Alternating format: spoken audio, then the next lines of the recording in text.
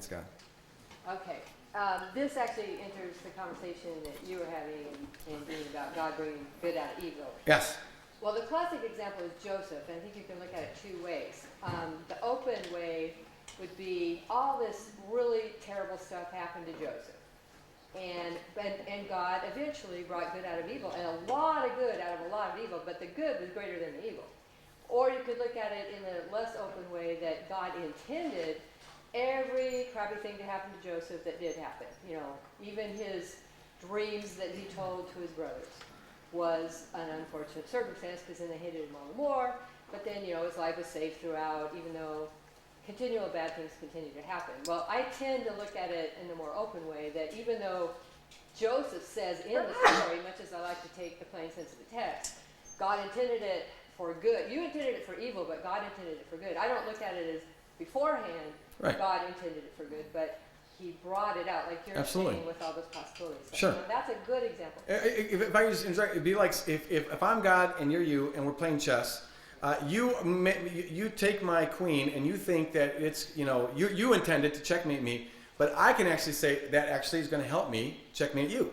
So you intended for evil, but I intended for good, if good is, in fact, me being God winning. So Well, it might have been evil for me and bad too. All right. Okay, so the one thing I thought of when you were doing number 4 up there, though, is all this really, really terrible stuff that has happened within our history, even a little bit before our lifetimes, like the Holocaust.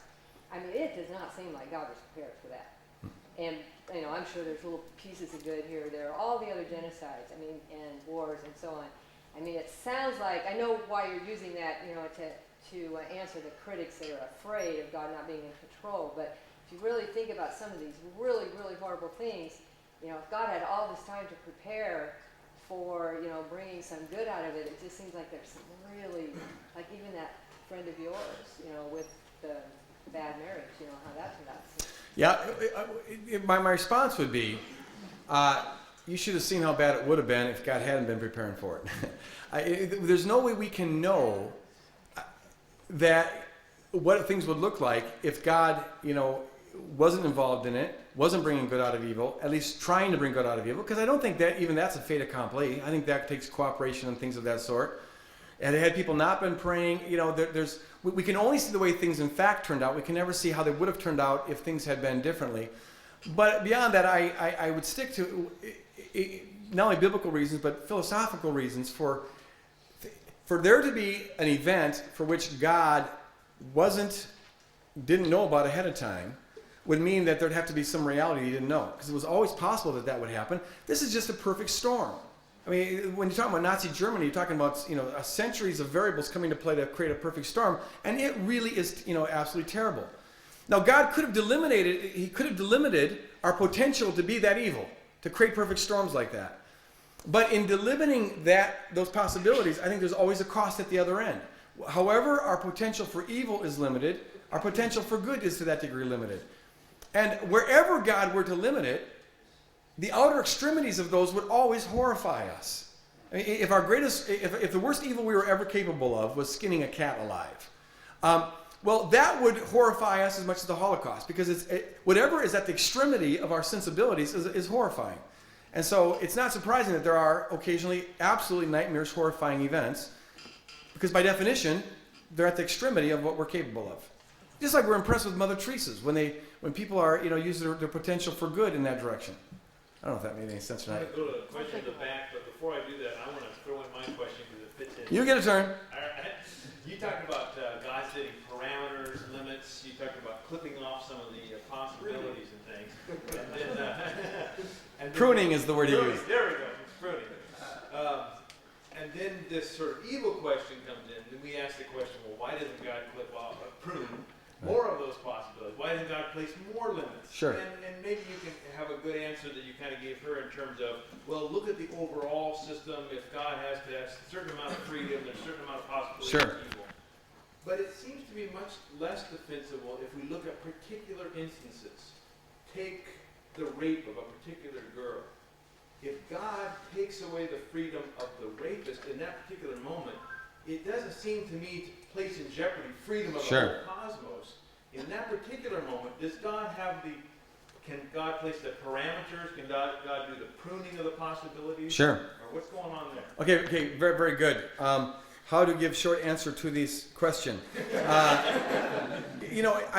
think that if you're looking at the pruning thing as something that God's doing ad hoc, you're in really big trouble. Because now you're really getting close to the blueprint view, what I call the blueprint worldview, where with regard to every specific evil event, God has to say, should I allow that or not allow that? Which is the burden of classical theism, because now you have to say for every event that God allows, it must be better that he allowed it, because since he's all good, he would have stopped it if it was good to stop. And that means you got to say that everything happens for the good, which is exactly what I don't want to say. I want to say that God being all good, I think by definition that means he's always doing maximal goodness, given the situation. And if evil happens, it's not because he decided not to intervene more than he did, but that he couldn't intervene more than he did. There are always variables that constrain the situation. Free will being one of them, and I talk a lot more about this in the book, Satan, the Problem of Evil, and also Is God to Blame on a more popular level. But I want to be able to say God can't do more than he's doing. He sets broad constraints, and the choose your own adventure story is out there like this, but if a person has the possibility of loving, they have the possibility of harming. That's what I call the principle of proportionality. And they have to be allowed to go this direction, all other things being equal, that's the meaning of free will. For God to give me free will, I have the possibility of going this way to that extent and that way to that extent. If God were to take away my freedom to go that way to that extent, just because he hates it, then he clearly didn't give me the free will to go this way or that way. The definition of free will is I can go this way or that way. So if God revokes free will, then he never gave free will. So free will by definition, like a triangle by definition has three sides. Free will, I think by definition, is irrevocable. And so God is, he can work around it. He can raise up people. He can get prayer warriors. He can do all sorts of things, always working within the parameters of freedom. He doesn't coerce. But this is why his wisdom is so important, and how to outsmart as much as possible those kind of evil events. But I think in the situation, he can't. It's not like they're saying, it's not important enough for me not to intervene. No, it's like given the free will that I've given here, I can. I'm constrained.